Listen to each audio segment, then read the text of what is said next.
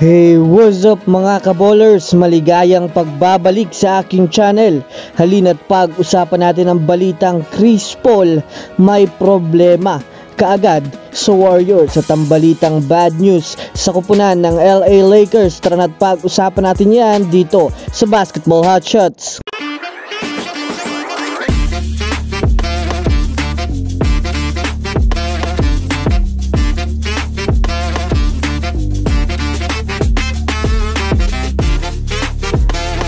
Una nga tayong dumako mga kaballers sa balita patungkol sa kupunan ng Los Angeles Lakers. Alam naman nga po natin sa ngayon na tinalo nga po ng Nuggets itong Lakers sa kanilang home court. Sa nangyaring laro nga mga kaballers ay medyo malayo pa rin nga po talaga ang laruan ng Lakers sa Nuggets kahit man nga mayroon na silang mga bagong manlalaro. Dahil na rin sa hindi pa rin nga po nila magawang ma-stop itong hagupit ni Nikola Jokic. Well, bukod pa dyan, isa pa nga mga kaballers sa gumulat sa ibang mga Lakers fans, inanunsyo nga na mababawasan na nga daw po sa ngayon ang minuto nitong legendary na si LeBron James. Kumbaga mga kaballers, mas pagtutuunan na nga dito ang laruan ng kanilang mga batang manlalaro. Ngunit syempre, kilala naman nga natin mga kaballers itong si LeBron James na kahit man nga kaunting minuto lang ang ibigay mo dito ay kaya pa rin itong makatulong at magtala ng malaking puntos. Bagamat man nga hindi na masyadong mahaba ang playing minutes nitong si LeBron James ay kaya pa rin nga po nitong magdomina sa laro. Kaya naman hindi naman nga po gaanong malakas ang impact ng balita na ito.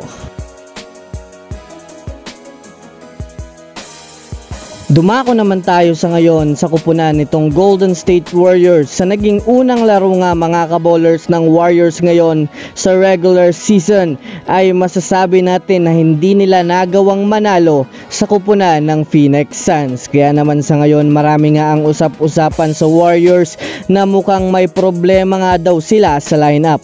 Pero kung susumadahin nga talaga natin ang naging laro nila kanina ay maganda nga po sana ang ball rotation at ang kanilang depensa, ngunit maraming ang pagkakataon na palagi silang talo pagdating sa rebound sa ilalim ng basket. Samahan pa natin mga kaballers nang dumating sa puntong na foul trouble, itong si Stephen Curry ay wala na nga pong nag-step up sa laro para maipanalo. Ayon nga sa mga fans, mas maganda pa rin na si Jordan Poole pa rin nga mga kaballers ang nasa Warriors dahil na rin kapag nawala nga si Stephen Curry ay nandito pa rin itong si JP3 na kayang buhatin ang kupunan. Bukod pa dyan mga kaballers, mahina nga daw po ang depensa nitong si Chris Paul dahil na rin sa madali nga po sa Suns kanina makapagtala ng puntos kapag si CP3 ang dumedepensa.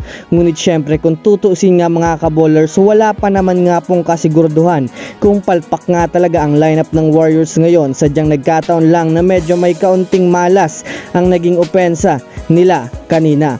So that's it for today's video mga kaballers. Yan lang ang ating pag-uusapan sa ngayon. Pindutin ang subscribe and hit nyo na rin ang notification bell para sa mga susunod na updates sa mundo ng basketball. Again, this is Basketball Hotshots. Thanks for watching.